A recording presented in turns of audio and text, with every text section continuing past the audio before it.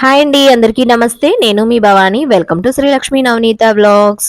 ఇవాళ మా ఇంట్లో సండే స్పెషల్ వెజ్ రెసిపీస్ అండి. ఇవేంటంటే మనం ఎలాగ వెజ్ తింటున్నాం కాబట్టి టేస్టీగా సింపుల్గా రెడీ చేసుకోవాలని అయితే మేము ఫిక్స్ అయ్యాము. అందుకని మా ఇంట్లో ఈరోజు బగారా రైసు, పన్నీర్ కాజు మసాలా కర్రీ అనమాట.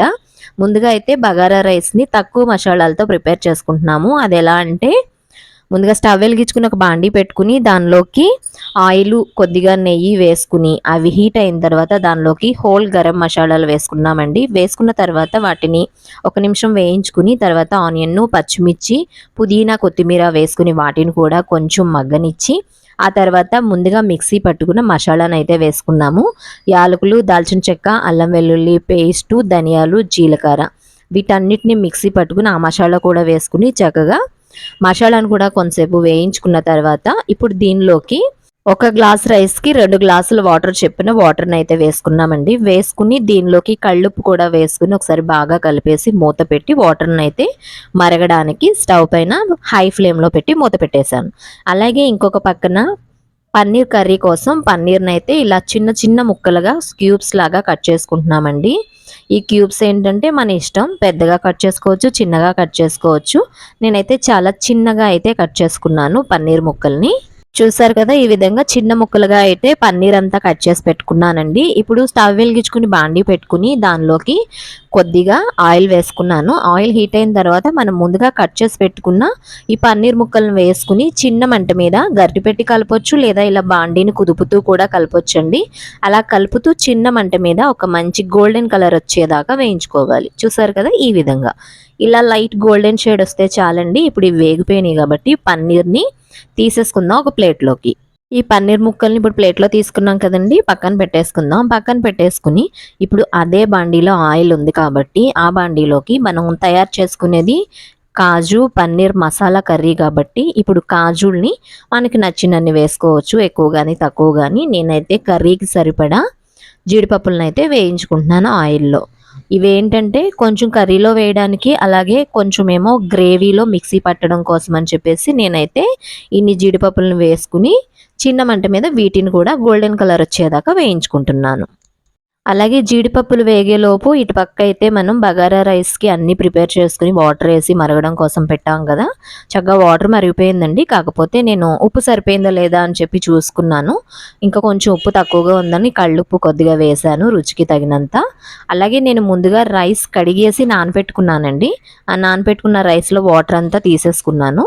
ఒక పక్క జీడిపప్పు చిన్న మంట మీద వేయిస్తూనే ఇంకొక సైడు బగారా రైస్కి వాటర్ మరిగిపోయింది కాబట్టి నానబెట్టిన బియ్యాన్ని అయితే వాటర్ లేకుండా ఓన్లీ రైస్ని తీసి ఆ వాటర్లో వేసేసాను. వేసిన తర్వాత ఒకసారి బాగా గరిటె పెట్టి కలిపేసుకోవాలండి. చక్కగా కలిపేసుకున్న తర్వాత ఇప్పుడు మూత పెట్టేసుకుని మనం వాటర్ మరిగేదాకా హై ఫ్లేమ్ పెట్టుకుని తర్వాత చిన్న మంట అంటే సిమ్లోకి మార్చేసుకుని మూత పెట్టి అలాగే వదిలేస్తే చక్కగా కుక్ అయిపోతుంది రైస్. అలాగే ఇంకొక పక్కన జీడిపప్పులు కూడా చక్కగా వేగిపోయినాయి, తీసేసాను ప్లేట్లోకి.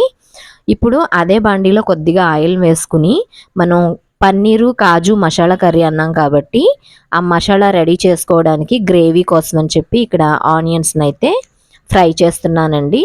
2-3 ఆనియన్స్ని కట్ చేసుకుని చిన్న ముక్కలుగా వాటిని లైట్ గోల్డెన్ షేడ్లో వచ్చేదాకా వేయించుకున్నాను. అలాగే కొద్దిగా పుదీనా కూడా వేసుకుని వేయించుకున్నాను. ఇప్పుడు దీనిలోకి ముందుగా కట్ చేసి పెట్టుకున్న ఒక 4-3 టమాటాలని చిన్న చిన్న ముక్కలుగా కట్ చేసుకుని అవి కూడా వేసేసుకుని చక్కగా గరిటతో ఇలా స్మాష్ చేసినట్టుగా కలుపుతూ ఉంటే మనకి ఎక్కడ అడుగు పట్టకుండా త్వరగా ఈ టమాటా మగ్గిపోతుంది. చూసారు కదా, చక్కగా దగ్గరే ఉండి కలుపుకుంటూ ఉంటే మనకి గ్రేవీ కోసం టమాటాలు మగ్గిపోతాయి అన్నమాట.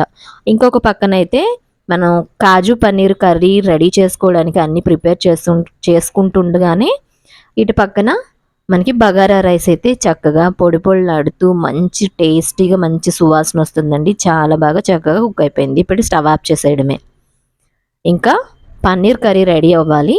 దానికోసం మనం ఇక్కడ గ్రేవీ కోసం టమాటాలు మిక్సీ పట్టుకున్నాం కదా, చక్కగా వేగిపోయినాయి. ఇవి పూర్తిగా చల్లారిన తర్వాత కొంచెం జీడిపప్పు వేసుకుని వీటిని గ్రేవీ కోసం మెత్తగా మిక్సీలో పేస్ట్లా పట్టుకోవాలి. అలా పేస్ట్ పట్టేసి పక్కన పెట్టుకున్న తర్వాత ఇప్పుడు అదే బాండీని స్టవ్ పైన పెట్టుకుని కొద్దిగా అంటే కర్రీకి తగినంత ఆయిల్ వేసుకుని ఆయిల్ హీట్ అయిన తర్వాత దీనిలోకి చెక్క, లవంగ, జీలకర్ర వేసుకుని ఒకసారి చిటపటలాడిన తర్వాత ఇప్పుడు దీనిలోకి కరివేపాకు, కట్ చేసి పెట్టుకున్న పచ్చిమిరపకాయ ముక్కలను కూడా వేసుకోవాలి. వేసుకుని వీటిని కూడా ఒక్క నిమిషం పాటు అటు ఇటు వేయించుకున్న తర్వాత ఇప్పుడు దీనిలోకి పన్నీర్ కర్రీకి లైట్గా మసాలా అయితే మిక్సీ పట్టుకున్నామండి, ఎక్కువ ఘాటు లేకుండా. లవంగాలు, దాల్చిన చెక్క, అల్లం వెల్లుల్లి పేస్టు, ధనియా, జీలకర్ర వీటినైతే మిక్సీ పట్టాను. ఆ పేస్ట్ని అయితే ఇప్పుడు ఈ బాండీలో వేసుకుని చక్కగా చిన్న మంట మీద పచ్చి వాసన లేకుండా దీన్ని కూడా వేయించుకోవాలి. ఇలా ఇది వేగిపోయిన తర్వాత ఇప్పుడు దీనిలోకి మనం ముందుగా మిక్సీ పట్టి పెట్టుకున్నాం కదా టమాటాలు, ఆనియన్, పుదీనా, అలాగే జీడిపప్పు పేస్టు, ఈ పేస్ట్ని కూడా వేసుకోవాలి. ఈ పేస్ట్ వేసిన తర్వాత ఫ్లేమ్ని అయితే బాగా పూర్తిగా చిన్న మంట పెట్టేసుకోవాలండి. అలా చిన్న మంట పెట్టుకుని చిన్న మంట మీదే వేయించుకోవాలి. ఎందుకంటే కాజు కలిసింది కాబట్టి వెంటనే అడుగు పట్టేస్తూ ఉంటుందన్నమాట. అందుకే మనం ముందుగా కర్రీ రెడీ చేసుకున్నప్పుడే దలసరిగా ఉన్న అంటే అడుగు మందంగా ఉన్న బాండీ పెట్టుకోవాలి. ఇలా చక్కగా మొత్తం ఈ మసాలా పేస్టులు అన్నీ కలిపి కాజు పేస్ట్తో కలిపి చక్కగా వేయించుకోవాలి. అలా వేయిస్తూ ఉండగానే మన రుచికి తగినంత కళ్ళుప్పుని అలాగే రుచికి తగినంత కారాన్ని కూడా వేసుకోవాలి. వేసేసుకుని ఇప్పుడు వీటిని కూడా ఈ కాజు పేస్ట్తో చక్కగా మిక్స్ అయ్యేలాగా కలుపుతూ ఉండాలండి. అలా మనం వేయించుకుంటూ ఉండగానే చుట్టూ ఆయిల్ అనేది రిలీజ్ అవుతుందండి. అలా రిలీజ్ అయిందంటే మనకి చక్కగా ఈ మసాలా అంతా బాగా కుక్ అయినట్టు అలా కుక్ అవుతుంది కాబట్టి ఇప్పుడు దీనిలోకి తగినంత వాటర్ వేసుకోవాలి. ఒక గ్లాసున్నర దాకా వాటర్ పడుతుంది. ఆ వాటర్ వేసేసుకుని ఒకసారి గ్రేవీతో మిక్స్ అయ్యేలా కలిపేసుకుని దీనిలోకి మనం ముందుగా వేయించి పెట్టుకున్న కాజు అలాగే పన్నీర్ ముక్కల్ని వేసేసుకోవాలి. వేసుకుని ఒకసారి బాగా కలిపి మూత పెట్టి ఒక 2 నిమిషాలు కుక్ అవనిచ్చి చిన్న మంట మీద ఇప్పుడు దీనిలోకి కొద్దిగా కసూరి మేతి కూడా వేసుకోవాలండి. వేసుకుని బాగా కలుపుకొని ఇప్పుడు దానిలోకి లాస్ట్ అండ్ ఫైనల్గా కొత్తిమీరని కూడా వేసుకుని ఒకసారి బాగా కలిపి ఫ్లేమ్ని పూర్తిగా చిన్న మంట పెట్టుకుని మూత పెట్టేసి పన్నీర్ గ్రేవీ మసాలా కర్రీని అయితే కుక్ అవనివ్వాలి. ఇప్పుడు కర్రీ కుక్ అవుతుంది కదా, ఇది రెడీ అయ్యేలోపు ఇంకొక పక్కన అయితే నేను బగారా రైస్ రెడీ చేసుకున్నాం కాబట్టి దానిలోకి ఉల్లి చట్నీని అయితే ప్రిపేర్ చేస్తున్నాను. ఇదేం కాదండి, చాలా సింపుల్. ఎందుకంటే ఆనియన్ ముక్కలు అలాగే పచ్చిమిర్చి, కొత్తిమీర, పెరుగు వేసుకుని సాల్ట్ వేసుకుని చక్కగా చేత్తో పిసుకుతూ కలిపితే చక్కగా మనకి ఉల్లి చట్నీ రెడీ అవుతుంది. దీనిలోకి కొద్దిగా తగినంత వాటర్ వేసేసుకొని కలిపేసుకుంటే ఉల్లి చట్నీ రెడీ.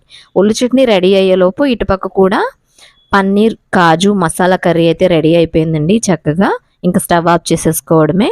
స్టవ్ ఆఫ్ చేసేసుకుంటే మనకి ఈ విధంగా ఉన్నప్పుడు స్టవ్ ఆఫ్ చేసుకుంటే మనం తినేసరికి ఇంకొంచెం దగ్గర పడుతుంది, టేస్ట్ అయితే అదిరిపోతుంది. చూసారు కదా, ఈ కర్రీని రైసు బగారా రైస్ అలా కాకుండా దీన్ని రోటీ చపాతీలో కూడా టేస్ట్ చేయొచ్చండి, చాలా బాగుంటుంది. ఒకసారి తప్పకుండా ట్రై చేయండి. చూసారు కదండి, సండే స్పెషల్ మా రెసిపీస్ అయితే రెడీ అయిపోయినాయి. ఇంకా వేడివేడిగా తినడమే. ఒక పక్కన బగారా రైసు అలాగే కాజు పన్నీర్ గ్రేవీ మసాలా కర్రీ అలాగే ఉల్లి చట్నీ.